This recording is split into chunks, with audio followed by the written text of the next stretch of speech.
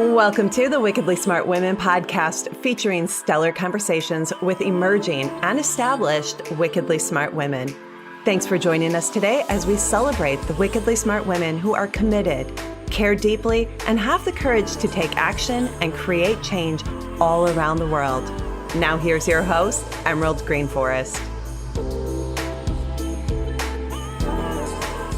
Welcome to another episode of the Wickedly Smart Women podcast, where we celebrate wickedly smart women and provide our listeners with a wealth of wisdom, along with immediately actionable steps to be smarter, spunkier, and more successful in their impact and their leadership. This is your host, Emerald Greenforest, and today we welcome our special guest, Corrin Grillo.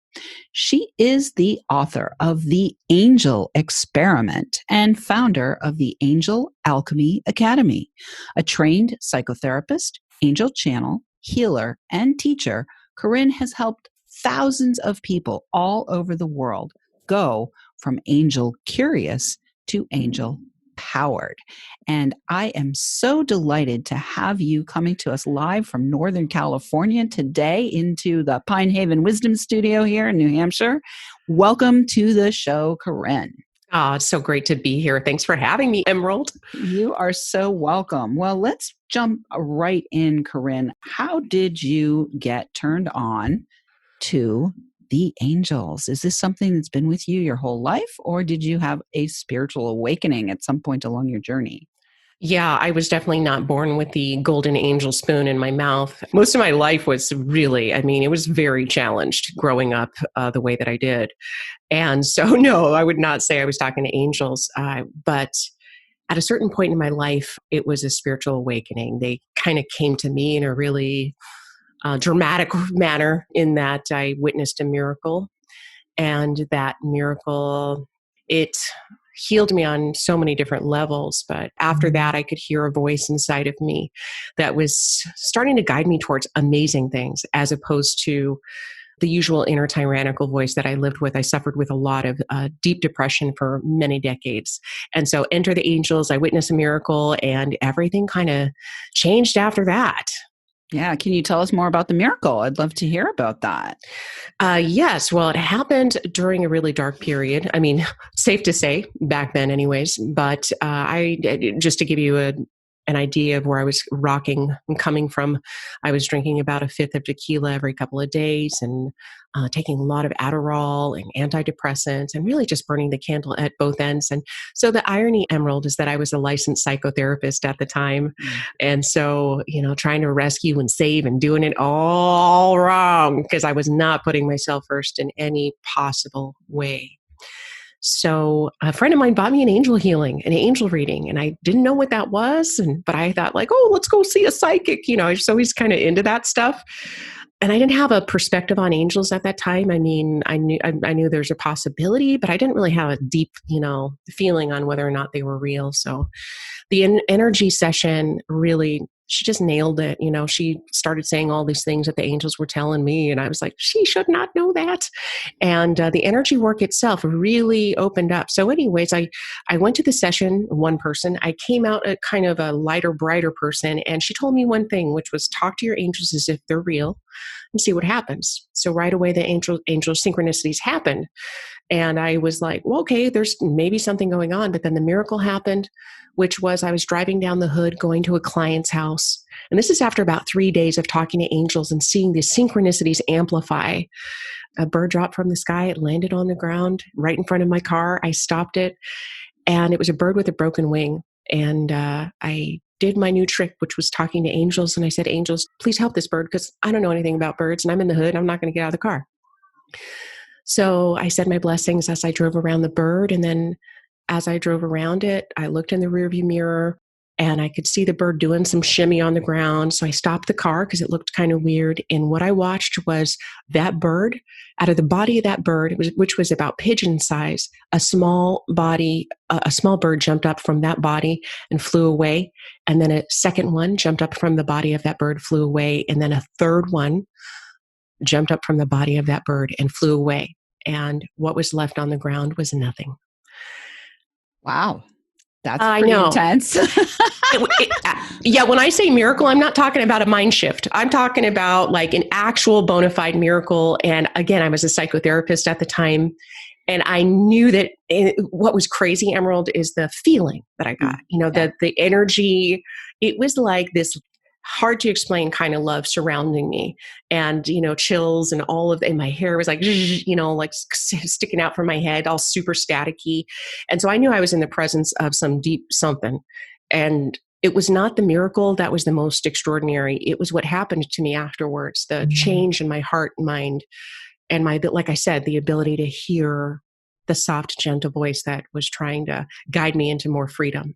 I love it. Well, I have an angel story myself that, none of the listeners have heard yet on this particular show. So I'm going to just briefly share that having the experience of having a spiritual awakening is part of, my journey as well. And for me, the miracle was in a yoga class on a Sunday afternoon back in 2001, when I had a life that was a shit show at the time. And all of a sudden in Final Shavasana, my third eye popped open and I could see golden white orbs of light going up and down a golden staircase. And when I sat up in the park and opened my physical eyes, everyone in the park was a golden white orb of light. And I saw them that way for an extended period. Even later, when I was driving my car, I could see the golden white orbs of light in all the cars that were on the road with me. And I even started to ask, am I going to see like this? Is this not like my new seeing? And it did fade over time, but that was, that was part of my spiritual awakening process. And I've, subsequently had many since, and have a very long-standing connection with and a very long-standing relationship with the angels. So we have some stuff in common there, Corinne. Yay! Oh my gosh, that's so wonderful. Yeah. So what I want to talk to you now about for our women who are listening here, one of the things that happened for me, and which also obviously happened for you, is we have to actually value what we're seeing. We have to value our vision, right? We have to acknowledge, oh my God, I actually just saw that. I actually just experienced that. And not shut down in denial and pretending like it didn't happen. So I'd love to have you talk a little bit about that journey for yourself. Because for me, there was a lot of periods of time where I journaled a lot, and I would have to go back in my journal to like prove to myself that I had had these experiences. So I'd love to have you talk a little bit about your experience with valuing your own vision. Yeah, you're bringing up such a good point, because I think that there's so many times where we could put it on the shelf and just pretend like that didn't happen. And I feel like, for me, it was a crossroads. And again, as a psychotherapist, I know what it means, like magical thinking. That's one of the diagnostics for psychosis and bipolar and all those things. So I wasn't going to necessarily share that with my friends, right? But because my friends are therapists and they're going to have me hospitalized, if I go, hey, I saw a bird divide into three, they're like, okay, off to the hospital we go. But again, the urge and the healing was so profound for me and I'm a mental health practitioner. And so it wasn't as easy to put it in the box, because I saw like this person right here back then, every day for almost, I would say almost 2 decades, I wanted to die every morning. That was my first thought, maybe my first prayer. And it went away. And I wasn't trying to do better or feel better. It wasn't from 10 years of psychotherapy. It was gone. And so I feel like I had an obligation, because I was seeing the proof. And also, I'm here to help people. I've always known that. But I didn't understand that I was here to help in the capacity that I'm helping now, and the way I'm helping now. I thought, maybe a therapist, but I'm not just a therapist. And it was really listening to that voice one little step at a time that helped my faith grow. Like following, I feel like Spirit gives us these little breadcrumbs, and then it's going to be up to us to be the little birdies and pick it up and keep following the trail. Or we can just, abandon the trail altogether, which many of us struggle with here and there along the way when we're feeling rebellious.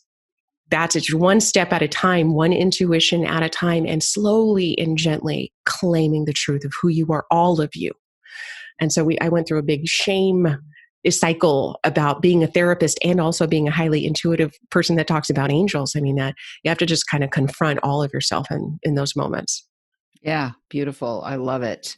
Well, I'd love to have you talk a little bit more, but right now we're going to take a short break. It's already that time for a short break. But when we come back, I do want to talk about, kind of making the choices to move ahead and how you're helping people with your new book and in general. So we'll talk more about that when we come back from the break. But right now, I want to thank all of our listeners and our angels out there who are helping our listeners to get connected to this show, who are downloading, rating, and reviewing. We are welcoming thousands of downloads from all over the world. I do want to shout out this week to our listeners. We have 36 countries that are downloading right now. So I want to shout out this week to our listeners let's shout out to our listeners in Kenya and the Philippines. And I also want to mention to everyone that I have a new book out called Be Heard by Millions and Live Your Destiny. So definitely check that out on Amazon.com. It might be of interest to you if you're called to be a messenger. And messenger is another word for angel, or angel is another word for messenger. So that book might be, maybe the first breadcrumb on your trail. Or it might be that Corin's book will be the first breadcrumb on your trail, or maybe both of them will be breadcrumbs on your trail. And so we will be right back with Corrin Grillo.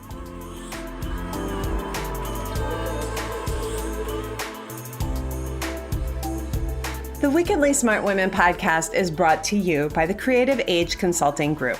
Women, are you ready for a big revenue breakthrough so you can stop working like a man and being paid like a woman? Are you ready to take the leap and go deep to claim your value and convert your wisdom to wealth? Is now the time to fulfill your mission and change the world? Creative Age Consulting Group is hired by women just like you who want to break through to their brilliance and be heard by millions while building a sustainable business model that makes bank. Please visit apply.wealthylifemethod.com to apply for an invitation-only consultation. If you have been inspired to receive support in welcoming wealth by making your most heartfelt contribution to the world, be sure to apply for a consultation today. Once again, that is apply.wealthylifemethod.com, or click in the link in the show notes to access the application.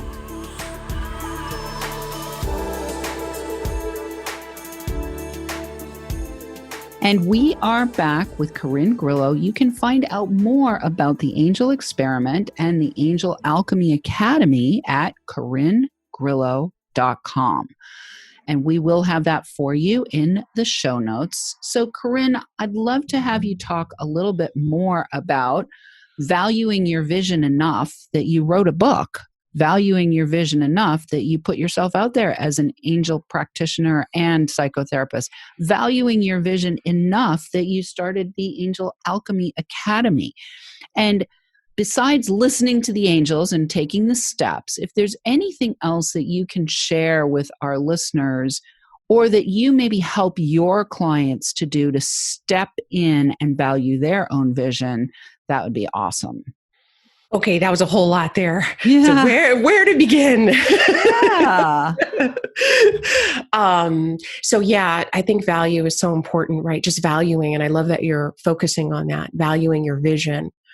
How I learned to value my vision was realizing it wasn't just my vision. It was a vision from spirit, and that it wasn't my dream, but it was the dream of the divine, and also the people that I serve, their dreams, so that I am a conduit in a way to help their dreams come true, not mine. And this was like a major shift, and it really helped me up level and learn to trust my intuition even more. And I think that if there's one thing that we do, and this is how I really help people, it's learning to trust their guidance, trust their intuition, and have the lady balls to step up and start taking those terrorizing actions that sometimes absolutely confront our personality or what our old self thinks that we are, versus what at a soul level we absolutely can feel in there somewhere. We just don't know how to accomplish it. So I learned to trust spirit before I learned how to trust myself. And now I trust myself too. over walking these little steps and moving from becoming just like a psychotherapist with a private practice. At one point, they guided me to just let the whole thing go. And they said, you're going to take the whole month of December off. And I'm like, I can't do that. So like controversial in my mind back then to take time off, got a couple of kids, got to pay my bills. And so what was incredible is that within 2 weeks, I had doubled my yearly income because of one email that I sent that I was guided to send. And so it's things like that where you really learn that it's not your vision, it's higher power's vision if you're dialed in. And that you have an obligation to walk in those steps and get knocked around a little bit, but do it anyways. Well, what I'm hearing there, and this is for those wickedly smart women who are business owners, because some of our listeners are business owners and some of them may not be. But for those who are business owners, what I really heard right in there that I want to underscore is, first of all, it's not your vision, it's this higher vision, and being committed to saying yes to that higher vision, being committed to listening to the guidance that is coming in, and then being willing to do what is on the face of it not looking logical. Like, it doesn't look logical to take off the month of December, but it doesn't look logical to expect a broken winged bird to turn into 3 little birds that fly away and then there's nothing left there. So when we're trafficking in miracles, when we try and have our hands on the wheel, we often end up driving ourselves down into the ditch. When if we just let go of the wheel, the car might sprout wings, and you doubled your annual income from sending one email. One email. Yeah. And so the other thing that I heard there that I want to just really underscore for people is you took action. You took action on 2 pieces of guidance. 1, take time off. 2 weeks later, just go do this thing. And you went and did the thing, and then boom, it was a miracle, right? You had a money miracle. You created a money miracle for yourself. It was a serious money miracle. I mean, it just knocked the ceiling open for me of what's possible financially. Now, the bird dividing into 3 was my first step into realizing there's really no limits. Really listening to that impractical voice is so important. Yeah. So I want to ask you a question about discernment, because I think leaders, anybody who's a leader, an entrepreneur, businesswoman, we need to know how to exercise our discernment muscle when we're faced with decisions. And sometimes there can be competition, right? There can be the logical side of us that says, you need to work. And then the spiritual side that's saying, you need to take the month off. And like, how do you discern, and how do you actually amplify your discernment muscle? Like, do you exercise your discernment muscle? Often I feel when it's guidance, it keeps coming back. And almost the more that you want to pretend like it's not happening, the more that you have to follow that trail. But the number one way that you learn how to discern is by taking risks, things that feel risky, and seeing. And then you start tracking, okay, this is how this felt last time. So I noticed for me, right before I was about to have a big success, during that month of December, what I failed to mention was I was tortured. I was in a deeper depression than I had been in years post-miracle, right? So I was like in my deepest, lowest place. And I just didn't understand what was happening, But I was developing this email and about to offer an intuitive program, an intuitive training. And I didn't know, but I knew that I had to do this thing anyway. So I sent that email, sweating bullets. And then when I sent it off, and a few days later, after all of these people were interested, I realized like part of my journey is part of me knowing when I'm on track is sometimes right before when I suffer greatly. It's like an initiation or a gateway into. So when I'm about to have a big success, sometimes I go dark and then I go, okay, all right, we're definitely doing it. we're going to keep doing it. So unfortunately, mine can get really dark, especially when I'm pivoting and doing, changing my business, which happens a lot when you're an intuitive. When you're driving from the heart, your heart starts shifting things around a little bit uncomfortably. But yeah, I think the best way to discern is to do it anyways. Then see what happens. Don't expect the big, sometimes you'll get some synchronicity. Sometimes you get the messages. Sometimes you just won't. Sometimes you just got to take the leap. Yeah. Well, what I'm hearing there is it's an exercise in trusting that it is a benevolent universe that we live in. Yeah. It's an exercise in trusting that you have capacity to navigate no matter what happens, and that you have support no matter what happens, right? Yes. And I think there's only one way to figure that out.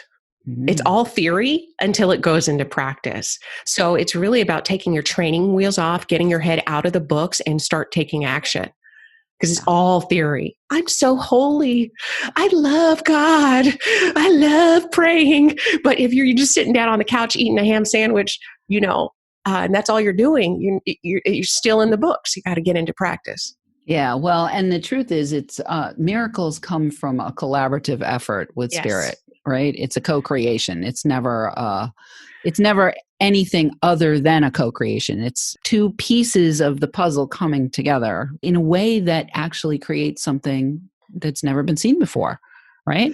Yes, absolutely. And then we get surprised, and then we get delighted. So I actually have a friend who calls it getting squeezed. You were saying you go into your darkest place.